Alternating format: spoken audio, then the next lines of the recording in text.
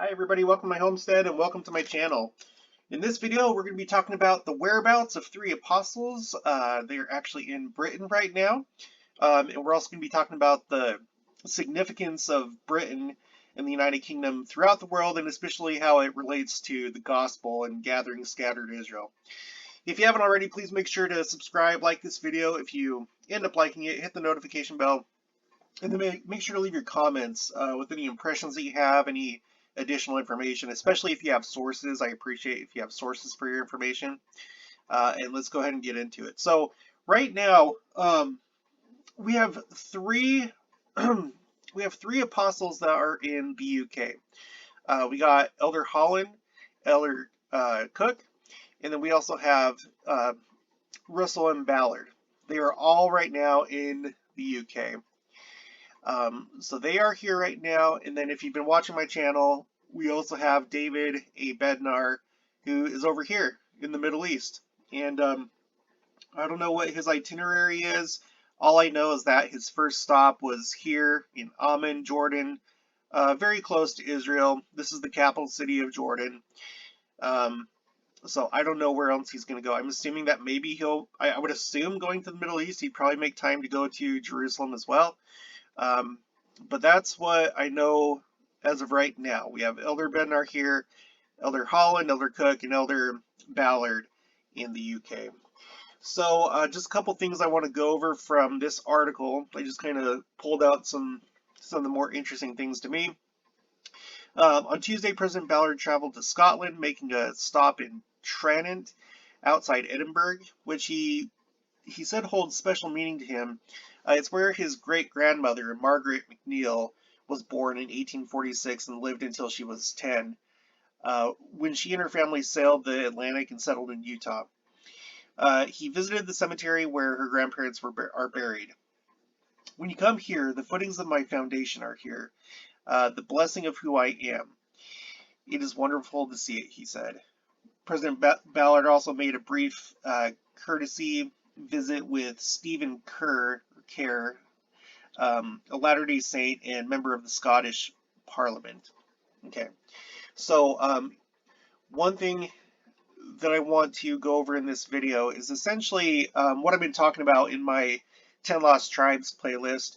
I am of the belief that the northern 10 tribes, of course, they scattered throughout the world, but there are certain pockets that kind of remained intact. We've talked about the Pashtuns in Afghanistan. We've talked about the Cochins in India, and there are others.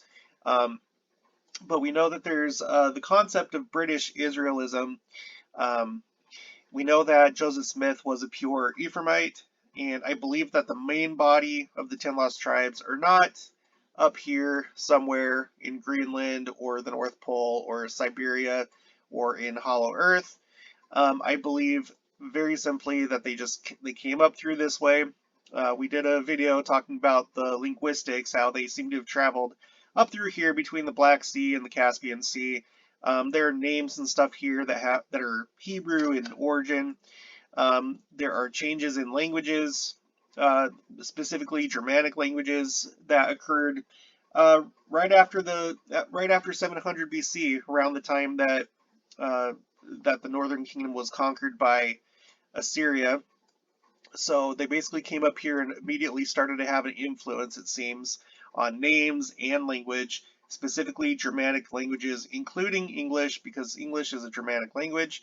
And it would seem that there's been a pretty strong or heavy presence in the United Kingdom of Israelites.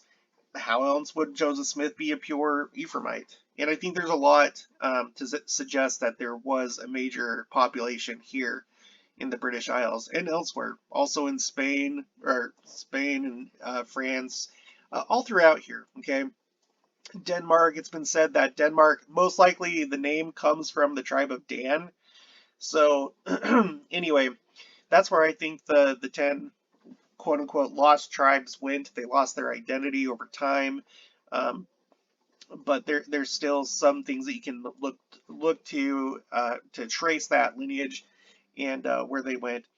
So anyway, I wanted to just highlight the United Kingdom specifically, um, because we know it's a very special place. It's been a power player in the world. This is where Joseph Smith came from. This is where his descendants anyway. This is where a lot of the saints in Utah uh, descend from. We know that the early missions to the church came here initially. I don't know the history of the missions of the church like right after it was organized, but I know that among the first missions outside the United States, they were here in the United Kingdom, and that a lot of people accepted the gospel message here, and then they sailed across the sea and joined the saints here in the United States, and then made the trek all the way to Utah. And I did the video showing that um, there's been census reports of ethnicity and the prevailing ethnicity in each county, and Utah is the prevailing ethnicity is British. When you look at the rest of the United States, it's mostly German, African American down here, Mexican, and then other groups. But you'll just have to go look at that video. I'll put it down in the link. I'll put the link for it down in the description below.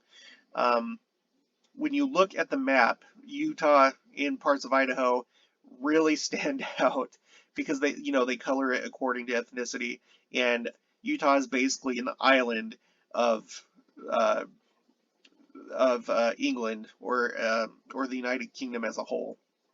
So England has had its hand in world affairs, and it's also been very important to the church. And I'm going to go into that more later, but let me just finish off this article.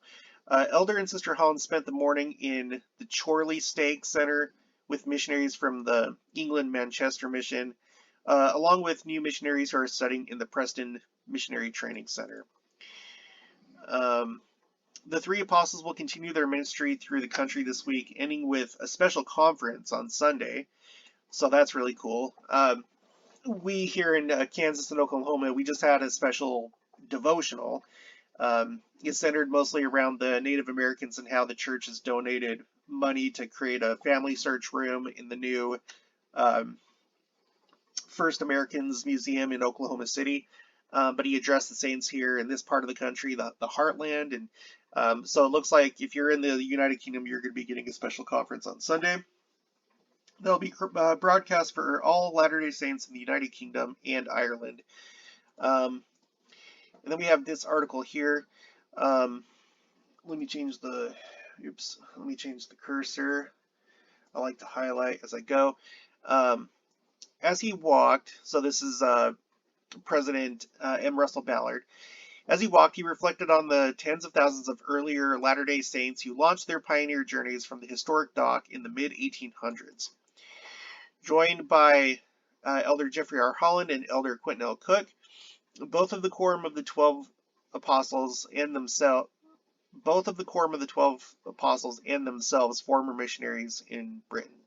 Oh yeah, so that's like part of the reason why they are there, the three of them, because they all served missions in the United Kingdom. So that's kind of interesting. Before the missionary meeting, so they met with the missionaries. Before the missionary meeting, President Ballard visited a historic churchyard and cemetery in Tranent, Scotland, where his great-great-grandparents are buried. The footings of my foundations are here, he said.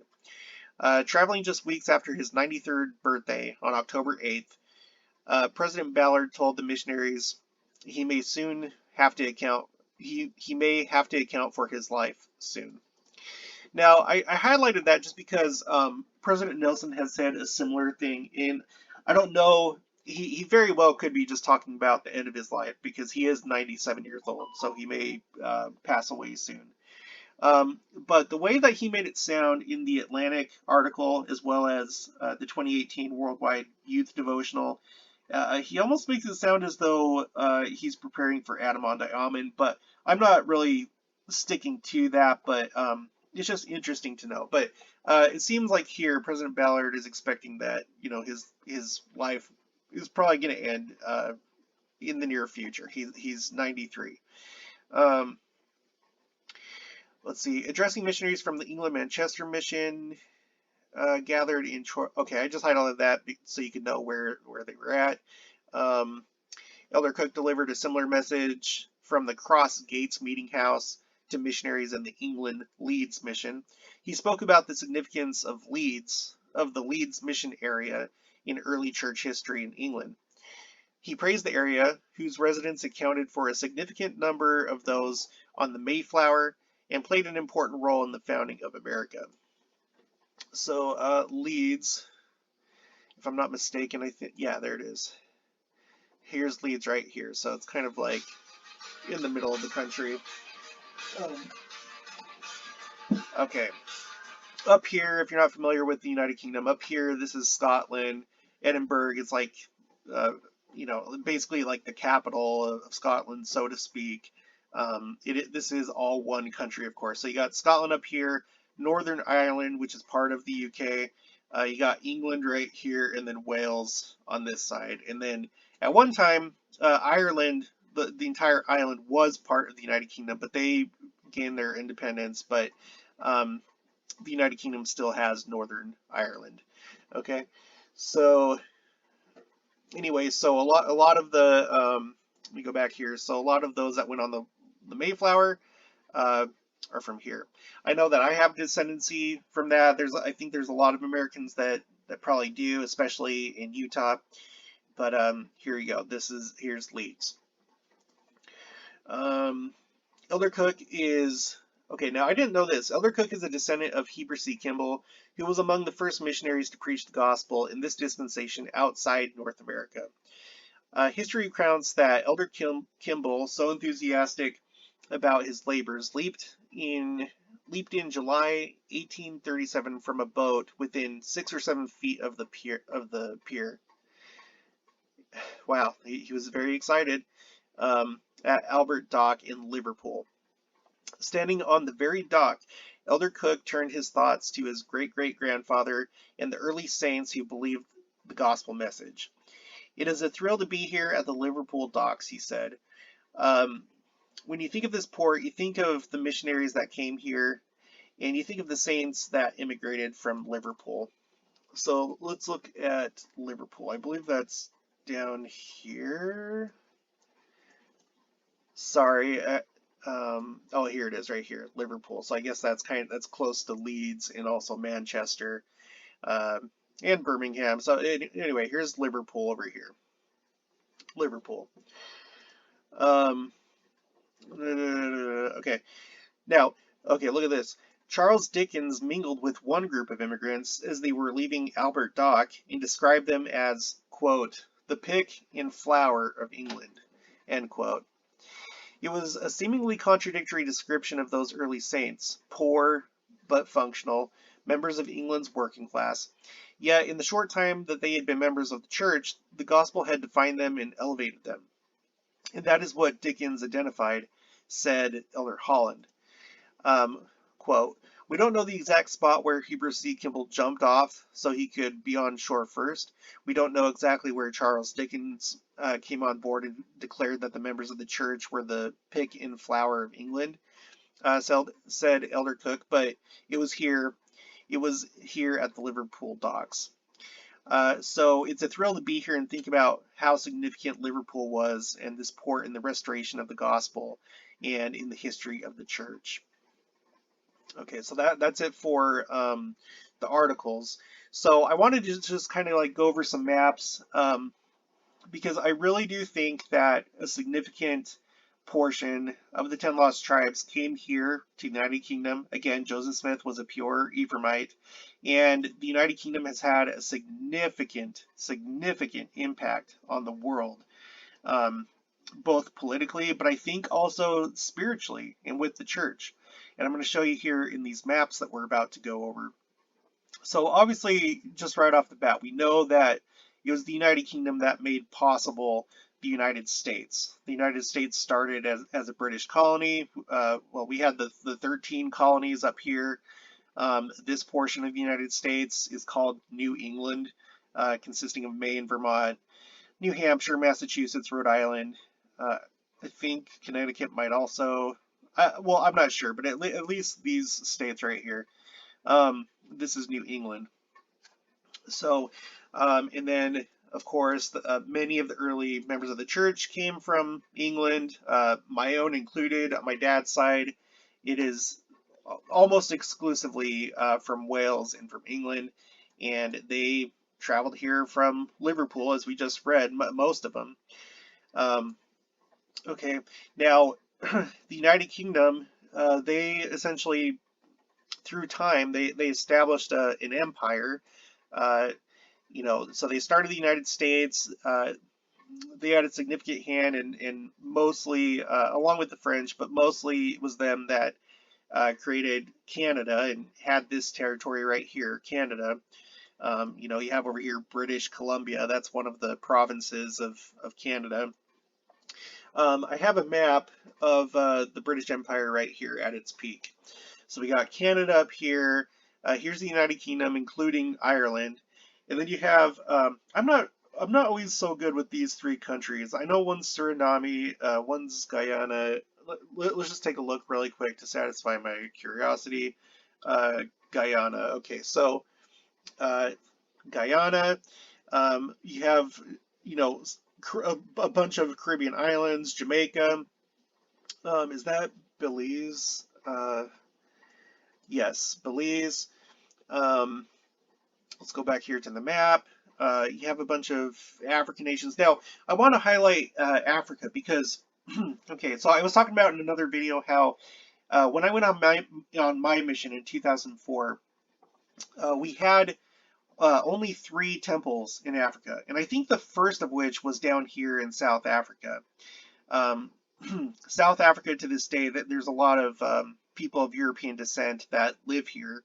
And I think this is where in Johannesburg, this is where the first temple was. And as you can see here, this was one of the, because Europe basically at one point they divided up Africa. You had Portugal that was here.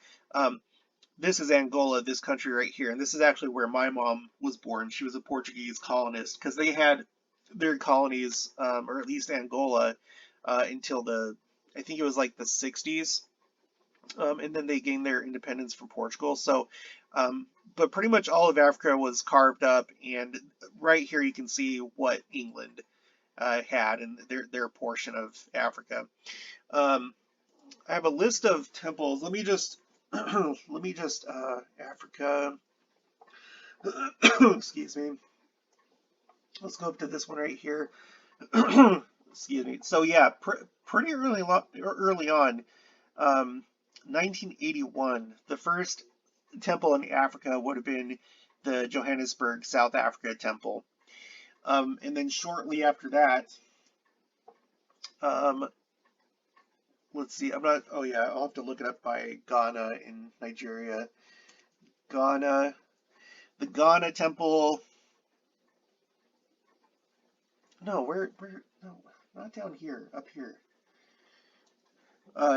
In 1998, you had the Ghana temple, and then Nigeria in 2000. So it looks like Ghana got their temple first, and then after that, Nigeria did. But now, if you look at the temple map here, Ghana that's right here, is going to have 2 temples, and then excuse me, and then Nigeria is going to have 3, and now South Africa is also going to have 3. Now look at these dots right here. Look at these dots right here, and then let's go back to the British Empire. Well, what do you know? You have the British Empire that was kind of here on the eastern part of the continent. They were also in the west, of course, but you have this like big swath of countries that, well, now we have temples that are going in there. Well, this one right here, this country, that's Mozambique. Mozambique, I'm pretty sure that belonged to France. Yeah, here you go. This is the French, empire, the French Commonwealth as of today. And there's also such a thing as French Israelism. So you have temples going in where both the French and the British were. This country right here, this big one, this is the Congo. And I think that this was the first country after Nigeria, Ghana, and South Africa that received a temple. Because when that happened, I remember when that was announced, I was like, whoa, we're getting more temples in Africa. If you come back over here to the temple map, they actually they're going to have a total of 3 as of right now. So anyway, moving on, let's continue to look at the thing here. So you have here the British, of course, they had a presence. This is the British Empire. So they had a presence in Jordan, Iraq. They actually did have Palestine. I have a map of what's called the British Mandate. Where did I put that? Okay, so this would have been between World War I and World War II. And these red, kind of reddish pink areas, including right here around Jerusalem, these would have been the British areas. And then the blue would be French. So you can see that they've had a presence here as well. And they had a huge hand in establishing the country, the nation, the modern day nation of Israel. Okay, so that's highly, highly, highly, highly significant. They were also over here, famously in India, and that was the time when Gandhi came on the scene and led that protest, whatever. But they had a presence here for a long time in India. If we go over here to the temple map and zoom in, well, what do you know? We have this temple that's going in India. Which was first kind of mentioned. It wasn't in this city in Bengaluru, but Neil A. Maxwell in 1994 talked about how one day there would be a temple in India, as long as the members do their part and share the gospel and so forth. And that day has come. It's currently under construction, and it's not too far from a previous video that I did about a community that used to be here in Cochin. They were called the Cochin or Cochin Jews.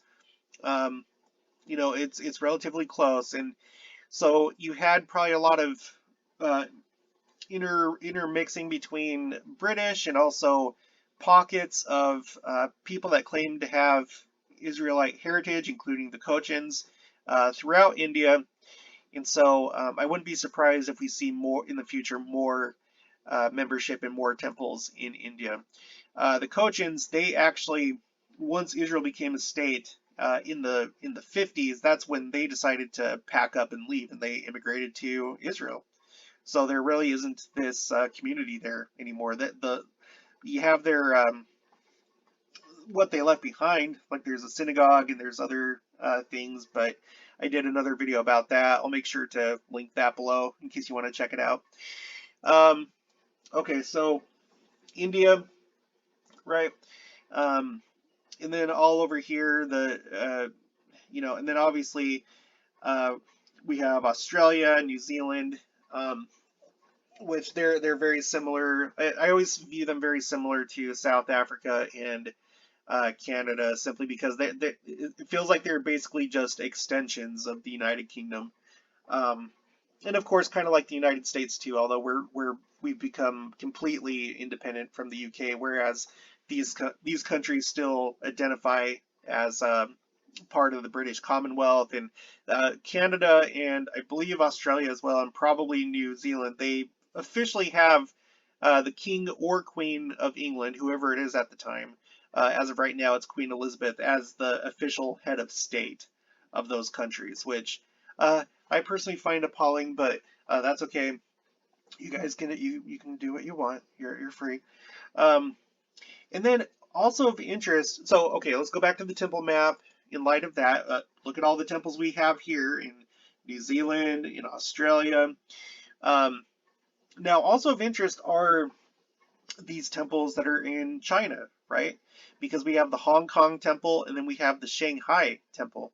And if you're familiar with history, Hong Kong, somehow or another, the British worked out some kind of agreement with China to where they rented they rented the city for 100 years. They had a 100-year lease on the city. And during that time, the people in Hong Kong essentially remained free, and kind of like insulated from the rest of China. They remained capitalist, whereas China became communist. Um, but I think because of that, because of Britain, because they were able to maintain a free culture, um, well, look what we have now. We have the Hong Kong Temple. Um, in fact, let's see. Let me pull that up just so we can look at it and look at the date. So this was also one of the relatively earlier temples in the church. It came in at 48. This was back in 1992. Back in 1992, and that's actually, I think, still when Britain actually still had Hong Kong. I can't remember when the lease was up. It's gone back to China now, but they still maintain, I believe, some autonomy from China. But all the way back in 1992, we had this Hong Kong temple, which I think is pretty dang incredible. And then Shanghai, I wanted just to do a quick study on that for this video. And it turns out that the British had a pretty significant presence there. I don't think that they ever owned it. America, Britain, France, we all had a presence in China before it became communist China. But you can see here British forces occupied the city. Britain, France, and the United States all established a presence outside the walled city of Shanghai, which remained under the direct administration of the Chinese.